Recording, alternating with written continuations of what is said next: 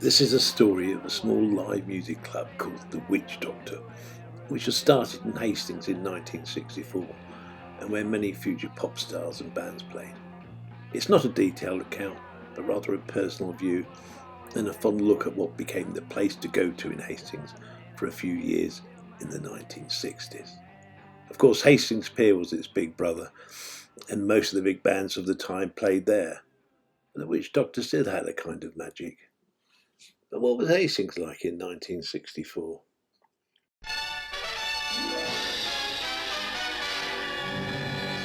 It was the turn of Hastings this bank holiday time, though sunbathers reveling in the hottest August weekend for years didn't know it for the time being. Didn't know that later in the day, the town would be invaded by about 5,000 mods and rockers planning to show once again how any pleasant seaside place can be turned into worse than Bedlam in half less than no time. The police had a plan too, all unknown to the rockers, who were now sitting about looking as if butter wouldn't melt. And just in case the Sussex police couldn't cope, there were preparations at Northolt to fly down a contingent of London bobbies, a sort of new flying squad. After waiting about for a longish period, the police got the word and lost no time in taking off. The plan of the Hastings police was simplicity itself. Just separate the mods from the rockers, keep them apart and send them away. The first band on that opening night, on the 17th of July 1964, was the Nashville Teens, fresh from their London appearance on Ready, Steady, Go.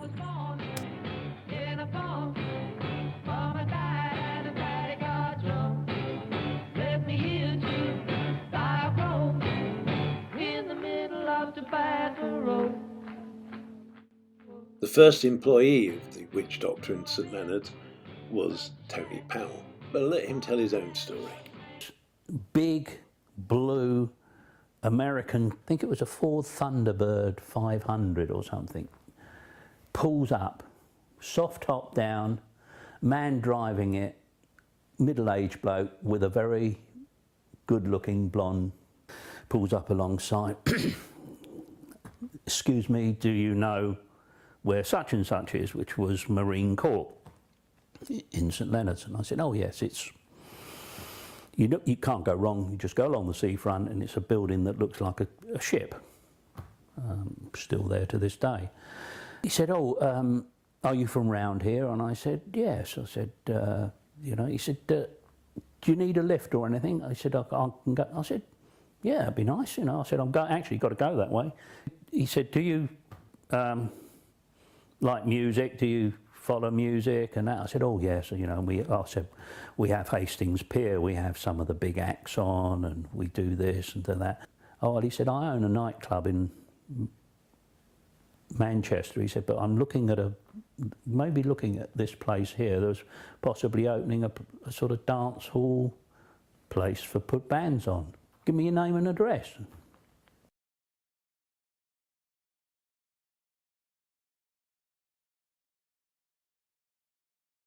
About 4 weeks later, a letter drops through the letterbox. We've decided to do this. I've given your name and address to the person who's going to be setting this up. Please go along and introduce yourself. I'm sure he could find you a little job to do. Within about a week, he said, I've got to find some bar staff because we're opening in about, I don't know what, 3-4 weeks. He said, we've got to build the bar, we've got to do it. He said, do you know who the local breweries are? Sort of put him in touch with a few people. About 2 weeks before the place was ready to open, he said, oh, I think you should be in charge of the bar. I went, well, I've never done anything like that. He said, oh yeah, no problem, no problem. So that was my job. I had to get all the bar sorted out. Right, opening night's coming up. First act, Friday night, Nashville Teens. The day before the Nashville Teens were due to turn up, the guy who was running the club, or was going to run the club, decides he doesn't want to run the club. He wants to go back to Manchester. So there's a guy drafted in from who was doing the Maidstone ballroom to run it. He comes over to me and says, oh, forget about the bar, I need you to do other things. You can be my assistant. So I became the assistant manager of the club before it even opened.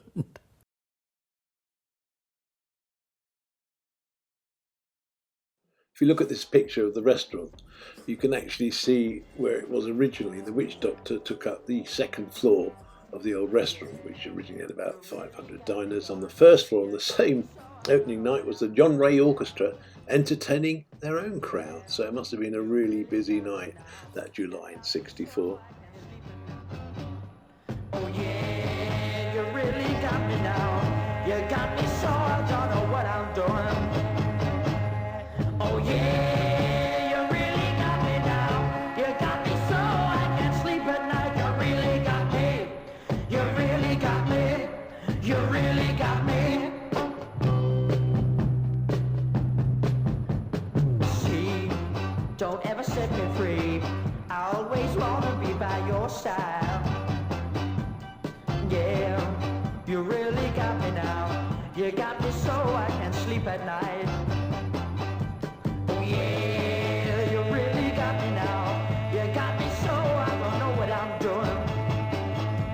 Oh yeah, you really got me now. You got me so I can't sleep at night. You really got me. You really got me. You really got me. Soon the pub was bursting to the limit, and were even featured on a local TV programme. Now the Witch Doctor, which was on the second floor, the only footage that I could find anywhere was of the Who playing, and let's enjoy that a little bit.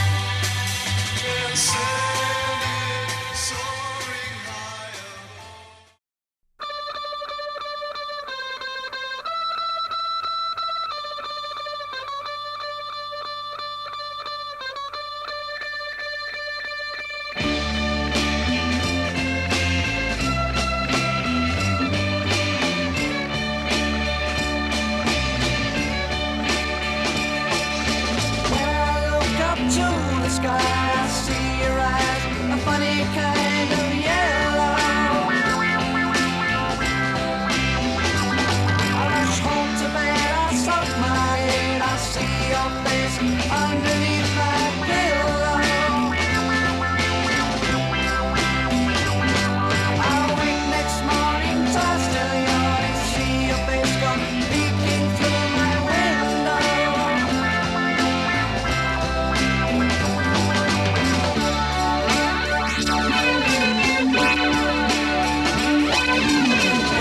Pictures of matchstick man and you, mirages of matchstick man.